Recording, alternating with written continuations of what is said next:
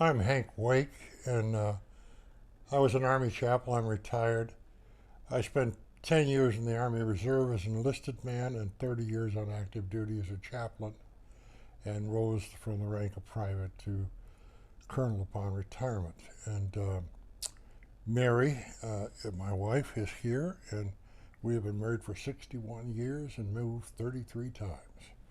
So I'm going to let her tell you how we got to the crash site at the Pentagon. Well, it started early in the morning when I got up to get him some breakfast.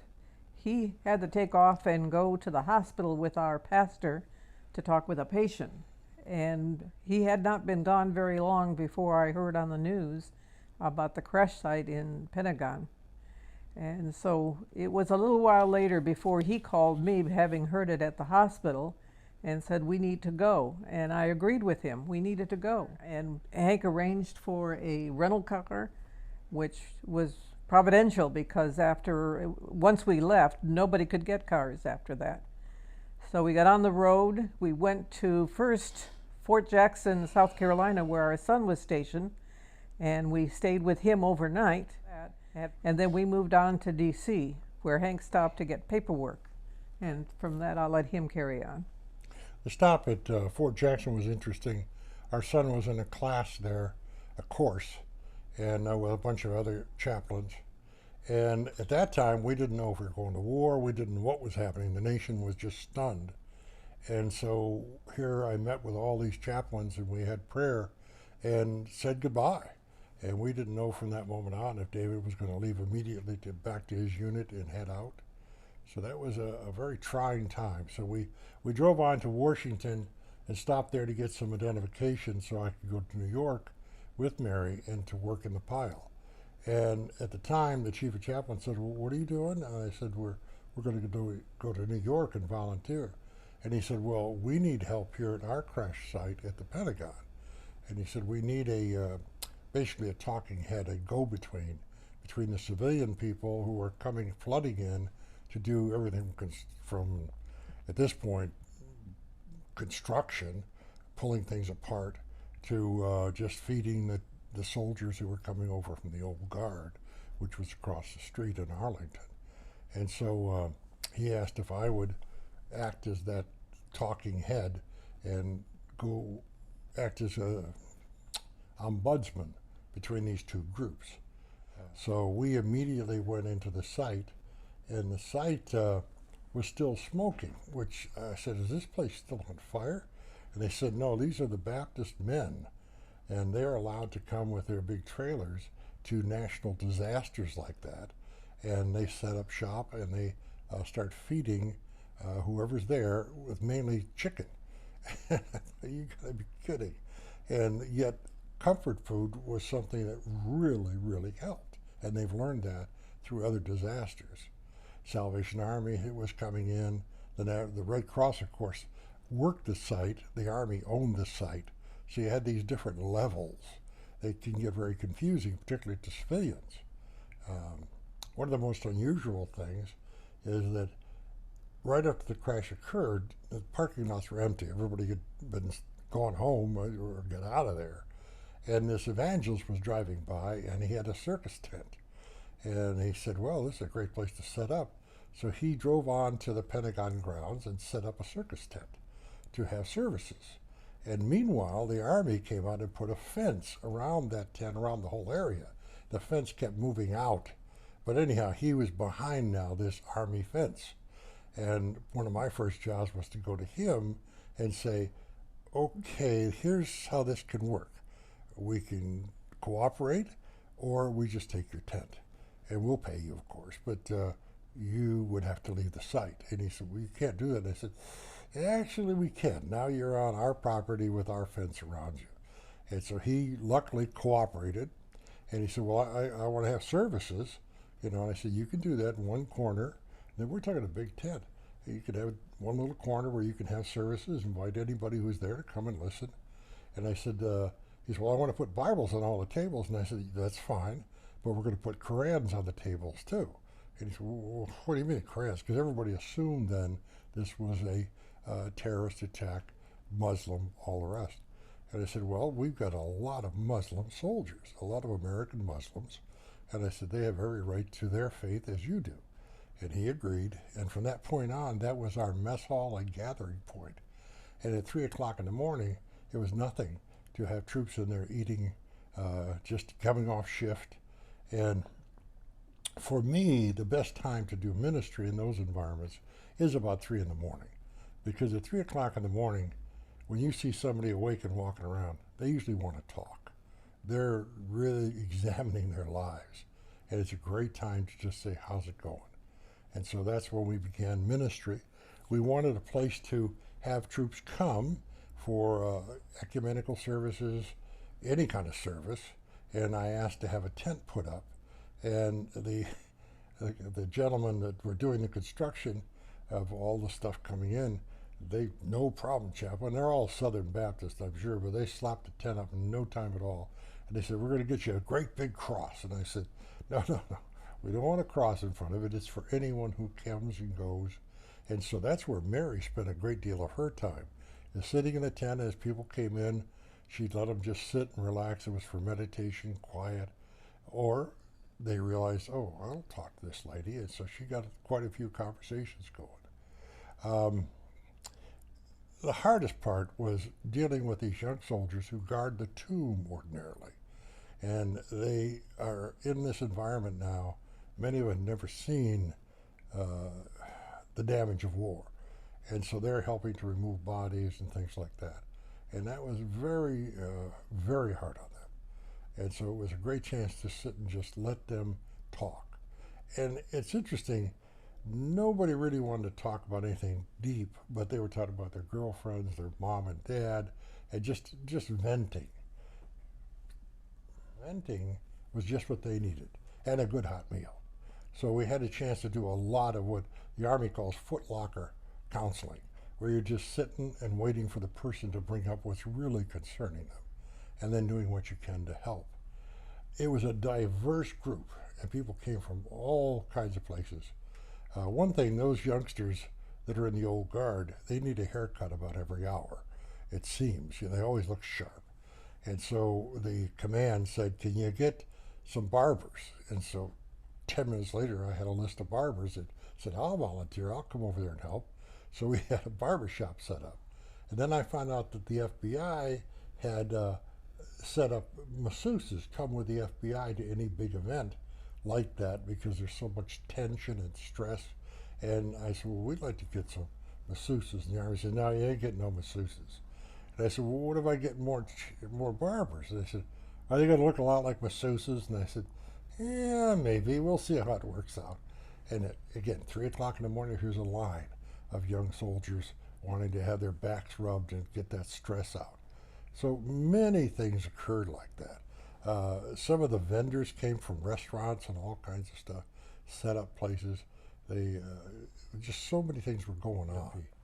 The interesting thing, too, is that as this thing progressed, the families of these folks who had been unfortunately wiped out in that attack had come to Washington to be as close as they could be to their loved ones.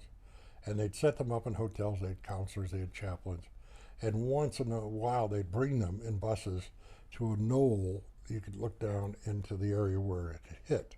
My office had been, before I retired, right on the, almost exactly where the plane hit, just a few doors down. And my window looked out on that area. It was all destroyed. So they brought these people up, and I'm walking up there from the other side to see if I could help. Usually I would go up and I'd wander through the crowd. I'm in civilian clothes with the tags that notified who I was. But as I saw someone in distress, I'd point it out to a chaplain, and they'd go over and talk to that person. But I'm walking up the hill, and this young female MP, you know, not that female makes a difference, but this young MP stopped me and said, you can't go up there. And I said, well, look at me, I got all these tags. I'm a chaplain, I'm a good guy. And she says, sorry, sir, nobody can go up there. And so I looked at her, and I've learned over the years, never yell at a young person, never yell at the troops. If you got something to say, go to their commander. But you don't jack people up in the field. And so she's doing what she's doing. And we're talking for a few minutes. And right about that, a helicopter comes whoop, whoop, whoop, whoop, and sits down right in front of us. And out comes a 3-star general. And out after him, a 2-star general. And then their different staff. And they're coming to talk to the families up there. And the 2-star sees me, and he had been he was the reserve chaplain 2-star. And he says, "Hank, what are you doing here?" And I said, "Well," and he comes rushing over to me and gives me a big hug and tells me what's happening. I told him. And so we're talking, and then he says, "Hey, General," and he calls the 3-star. He says, "I want you to meet somebody." And the 3-star comes over, and he sees that I've got this little 101st Airborne thing on my tie because I served with them in combat in Vietnam. And he says, "You were the 101st?" And I said, "Yes, sir." And he says, "I commanded that outfit." And I said, "Yes, sir, I know that." And he says, "You're a heck of an American." You know? And he says, and his aide, he reaches over, the aide gives him a challenge coin. And he slips it into his palm, hands it to, shook my hand, and gave me a challenge coin. He says, "You're doing a good job." And the MP, the young MP, is sliding further back out of sight. And I said to him, "General, before you leave, I want to tell you about this MP." And she's thinking, "Oh, God, why me?" And I said, "She's great. She was doing exactly what she's supposed to be doing today." And he said, "Well, you're a heck of an American, too." And he comes over and shakes her hand and coins her. And then they all go off. And I turned to this young MP and I said, "Is it okay if I go up there now and talk to the people?" And she said, "Sir, you can go anywhere you want." And I know what she wanted to say is preferably as far away from me as possible. So those kinds of things happened over and over again, where people learn lessons about themselves and the idea of people rushing to help. And remember, we didn't know if we were going to be attacked again. Every time a plane went over, people looked up, got nervous. So here these vendors and these carpenters and these workmen, and then of course the troops, had come to this place not knowing what could happen to them, but wanting to help. And to me, that was a great lesson learned about the American spirit. Uh, the services we had, the things we did. One unusual thing is a young lady who was driving by. She's a truck driver. She's driving by with her truck, and she saw the commotion, the flames and all that, when it really just hit. So she pulls into the site, which was now open because of all the confusion, people running and everything else. And the amazing thing about the Pentagon is when that thing hit, everybody ran back in. They came out and then they ran back in to help, which these were all people with military backgrounds for the most part. And their instinct was to go to ride to the sound of the guns, they used to say in the cavalry. So anyhow, this young lady came in and she was helping and using her truck for whatever they needed. And so she's been there a number of days. And she came up to me and she was in tears and she said, I wanted to have a service, a Wiccan service. And I went to the FBI head who were running things as a crime scene, and they said, "No, you can't do that." And of course, they didn't realize we have a lot of Wiccan soldiers. We have a lot of soldiers, a whole lot of backgrounds. And I said to her, "Well, what do you want?" Because I know enough. Well, we worked with Wiccans, and I knew that we couldn't have fire, which is part of their worship. We couldn't have any kind of a weapon or anything like that. But she said, "Well, ideally, there'd be some running water, maybe a tree." And I said, "We're in a parking lot. That's not going to happen." She goes, "I know that. I just want to get together and see if any other Wiccans want to join me." So I went to the FBI, and they said, "All right, but I don't like the idea of no press, no pictures." And I said, "That's fine." And so we set it all up. And she said to me, all I wanted was somebody to listen to me and hear what I was trying to do. And as it turned out, her boss called her eventually and said, "You're going to get out of there and come back to work." And so she left. So we never had that service.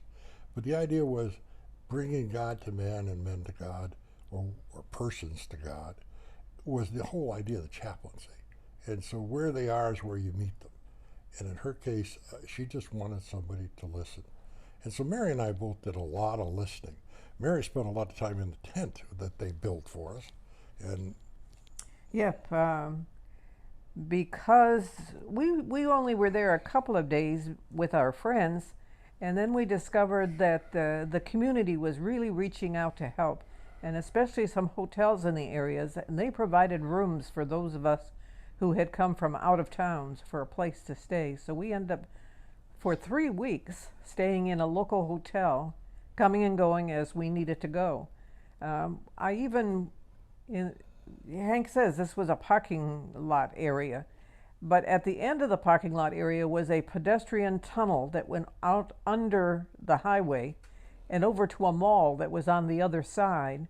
And so sometimes I would take breaks and walk over there to get out of this stressful period and get away for a while, or I would walk around the parking area to the various tents that were around and visit with those who were inside and looking for stressful people that Hank and his friends could help.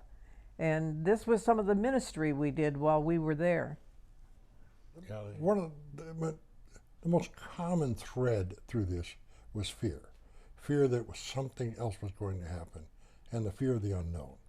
For the young soldiers who were working in the building, it was the trauma of seeing the dead and helping to move them out, and that was something they'd never experienced. But for the average people working in that parking lot, as I said, when a plane went over, everybody looks up because we had no idea what the country was getting into. And if you remember those days, people cocooned and they didn't go out and everything shut down. And we've forgotten how that was. Planes didn't fly, nothing was going on. So these people, we became a microcosm of what was happening in the greater city around us.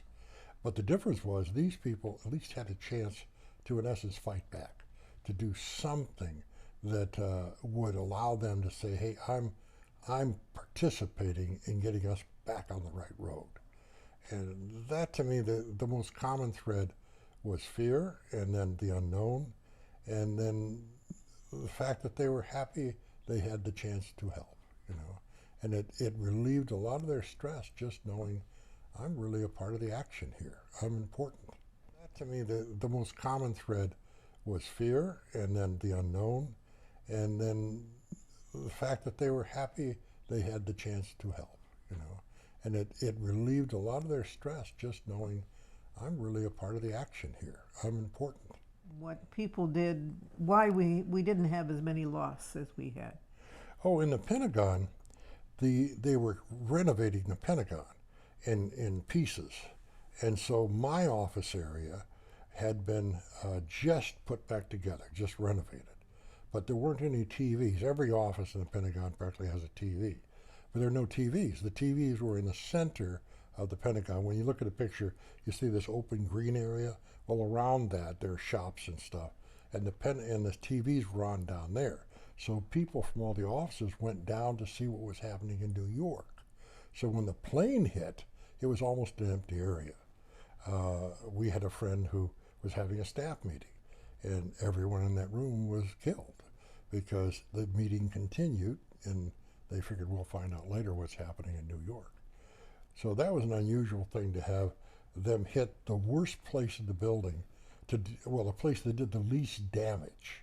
If they'd come in on the other side of the Pentagon, if they'd had the ability to control a plane or whatever, they would have taken out the big dogs. But as it was the section along the side that had smaller agencies in it. So that was unusual that the building had been quiet like that where it was.